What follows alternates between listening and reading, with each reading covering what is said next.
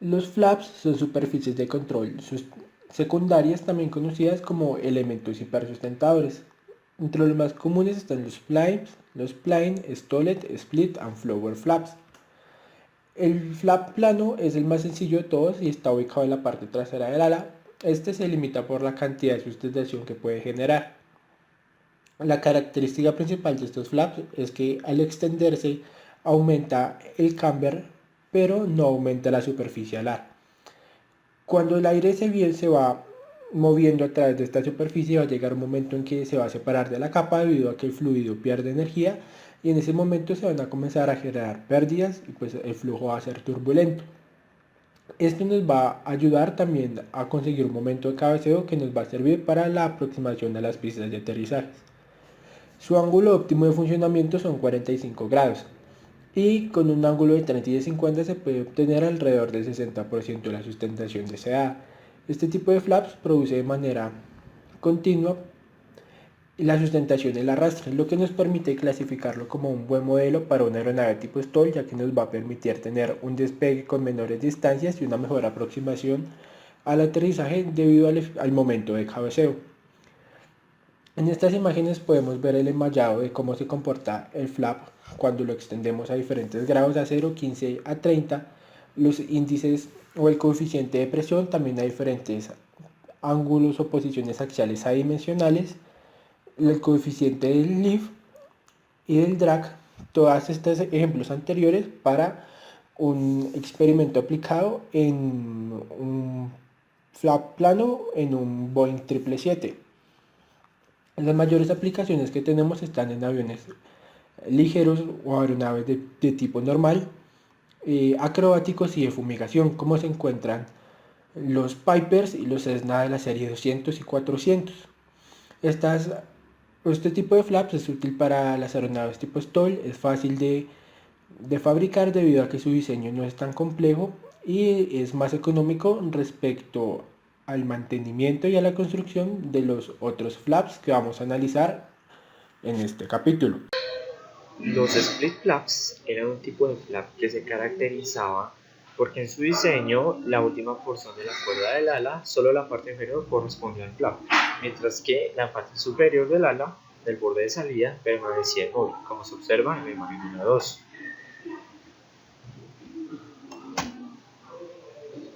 Pruebas realizadas en el túnel de viento en los años 40 y 50 arrojaron que este tipo de flaps añadían entre 0.3 y 0.9 al valor del coeficiente de sustentación, por lo que ayudaban a reducir el ángulo de ataque para conseguir dicho coeficiente.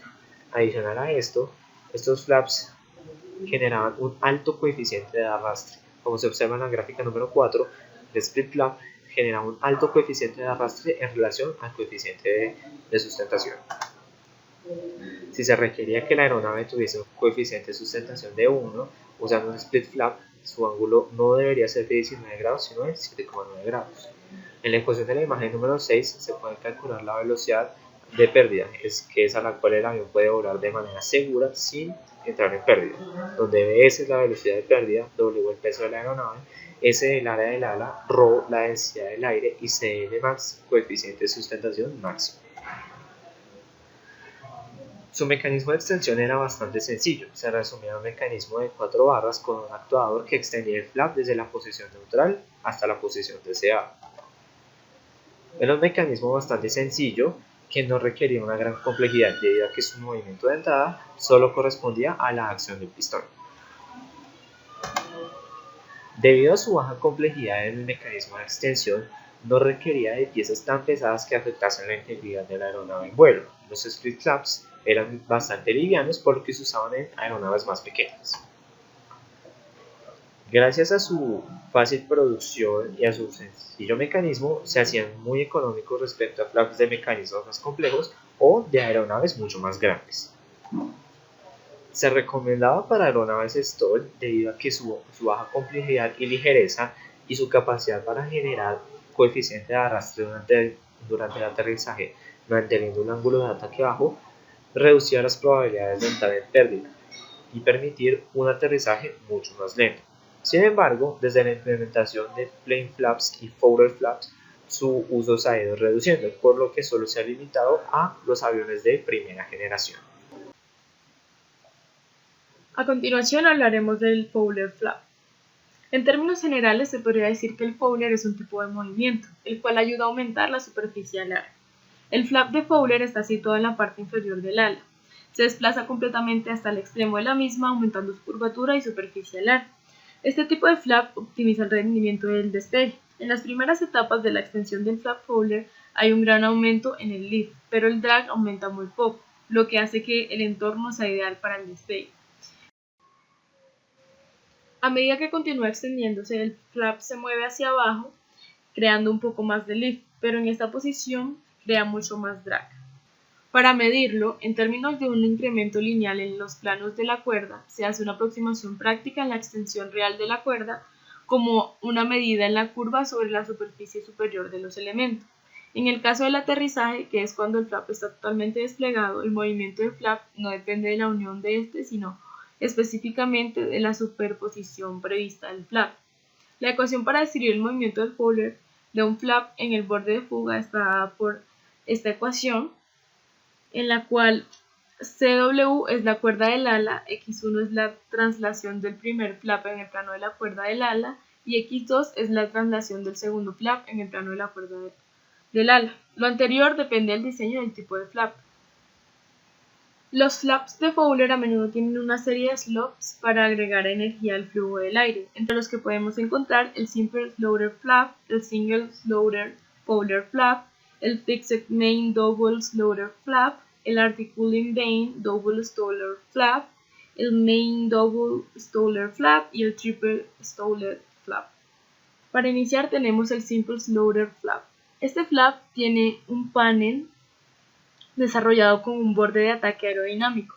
Generalmente se posiciona en ejes un poco abajo de la superficie alar inferior y se despliega a una posición ranurada hacia abajo de 30 a 35 grados.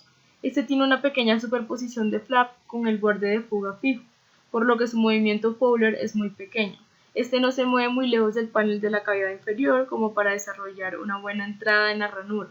Por esto necesita una cavidad semicircular en la superficie inferior, pero esta solución solo es factible en aviones de baja velocidad. Para aviones de alta velocidad, el panel de la cavidad inferior debe girarse hacia arriba con un eslabón tipo slave, lo que hace que este tipo de flap no sea tan simple. Hablando del flap tipo Single Slaughter Fowler, podríamos decir que este es el más simple de todos, y por lo tanto el más atractivo desde el punto de vista de peso y costo. Este puede desviarse a unos 40 grados. Este tipo de flap fue muy utilizado en los principios de la era del jet, pero luego fueron reemplazados por los double y los triple Slaughter flaps. Actualmente podemos ver este tipo de flap en un Boeing 747. Ahora tenemos el Fixed Vane Double Slaughter Flap. Este tiene una paleta unida al flap principal que forma una ranura de geometría fija. Cuando este está completamente desplegado, el flap de doble ranura permite que el flap tenga deflexiones de hasta 55 grados. Este flap es solo un poco más pesado que el Single Slaughter Flap y produce un poco más de lift. Podríamos decir que muy pocos mecanismos califican para este tipo de flap, sin embargo, es muy utilizado en aviones comerciales. En la imagen de la derecha podemos observar este tipo de flap en un Douglas. Ahora tenemos el Articulating Vane Double Slaughter. Este crea una segunda superposición que se puede utilizar para aumentar el movimiento de Fowler y la cuerda del ala. Este cambio no genera un aumento en el espacio del ala, sin embargo, hace su diseño mucho más complejo. Generalmente, estas paletas no actúan siempre. Estas se despliegan y se guardan por la fuerza de accionamiento del flap principal. Si se sitúa un mecanismo activo para mover la paleta en relación con un flap principal, es más fácil proporcionar una posición de despegue de una sola ranura con la ranura en la parte delantera y la ranura del flap principal cerrada. Sin embargo, esta configuración produce el movimiento de Fowler disponible para el despegue y aumenta su complejidad. Ahora tenemos el Main Double Slaughter Flap o flap de popa. El flap principal es el elemento más largo y el flap de popa es el más pequeño. El flap principal tiene una superposición con la cavidad alar, mientras que el flap de popa se superpone con el extremo del flap principal. Los ángulos típicos de deflexión del flap son de 30 a 35 grados para el flap principal y de 28 a 30 grados para el flap de popa, obteniendo una deflexión total de 60 a 65 grados. Este flap generalmente logra más movimiento de Fowler que un articulating vane, con la misma longitud de cuerda. Por lo tanto, produce un poco más de sustentación y ayuda a ajustar el comportamiento del avión en el aterrizaje. Ahora tenemos el triple loaded. Este es como un articulated vane con un flap de popa adicional en la parte trasera del flap principal. Como tiene 3 ranuras, puede proporcionar un movimiento muy alto de Fowler y las 3 ranuras permiten deflexiones de flap de popa de hasta 80 grados. Dado que las 3 ranuras deben ser soportadas estructuralmente y su movimiento de alguna forma debe estar engranado, este flap es muy complejo y pesado, produciendo una elevación seccional mayor a la de un double slotted flap. Complejidad mecánica de los Fowler flaps. El upside down, eslabonamiento de 4 barras, ha tenido un mejor potencial para aplicaciones de los flaps en el borde de fuga. Los dos eslabones en cualquiera de las ubicaciones de soporte están sujetos a una estructura fija en su extremo superior y al portador del flap o flap en su extremo inferior. Cuando se utiliza como soporte final, los eslabones se pueden guardar completamente dentro de un perfil aerodinámico, sin necesidad de carenados para soportar el flap. Este tipo de configuración, por supuesto, significa menor resistencia a bajas y altas velocidades. A continuación, observaremos dos tipos de estos mecanismos. El primero es el que se ve en la parte inferior derecha, que es un Douglas DC-8, un eslabonamiento de 4 barras, pero tiene un pivote superior de eslabón final moviéndose hacia atrás en una pista corta y recta. Este movimiento está vinculado directamente al eslabón delantero. El upside down eslabonamiento de 4 barras es bueno para un flap de una sola ranura. En la imagen se observa el mecanismo totalmente desplegado y totalmente contraído. El segundo mecanismo se observa en pantalla, corresponde a un Douglas DC-15. Se usa para los flaps principales y posteriores de un flap doble ranurado, principal trasero. La progresión del movimiento Fowler del upside down eslabonamiento de 4 barras es bastante buena, logrando un alto movimiento Fowler en el despliegue de pequeños flaps, lo cual garantiza un buen despegue y una buena relación entre el lift y el drag. Un ejemplo de este tipo de mecanismos en la aviación comercial son los flaps del Airbus A320. Usan un upside down eslabonamiento delantero conjugado con una trayectoria recta en el soporte de estructura fijo. El movimiento de este mecanismo es muy favorable para el movimiento de Fowler en el flap durante los ángulos más bajos de despegue y requiere muy poca potencia de actuación. Además, el mecanismo se adapta al movimiento cónico de forma continua. En la siguiente imagen, la cual se encuentra en pantalla, se observa el mecanismo del flap en un A320. Peso estructural de los Fowler flaps. La siguiente tabla muestra el peso específico que se utiliza como el peso de flap por área proyectada de los flaps recogidos. El peso está en libras sobre pies cuadrados del área del flap recogido. Como se observa, están los valores tomados para diferentes tipos de mecanismos y para diferentes tipos de flaps. De manera similar, la fórmula para el peso de soporte puede simplificar para el peso del soporte que esté en función del tipo de flap y el tamaño del flap recogido. Al asumir los factores fijos por vane, el flap principal y el flap posterior de movimiento Fowler. Sin embargo, esta fórmula es válida solo para el tipo de soporte. En este caso, el Hooky Track se usa como el soporte de línea de base, soporte de bisagra simple y algunos de los soportes del Link Track son más ligeros.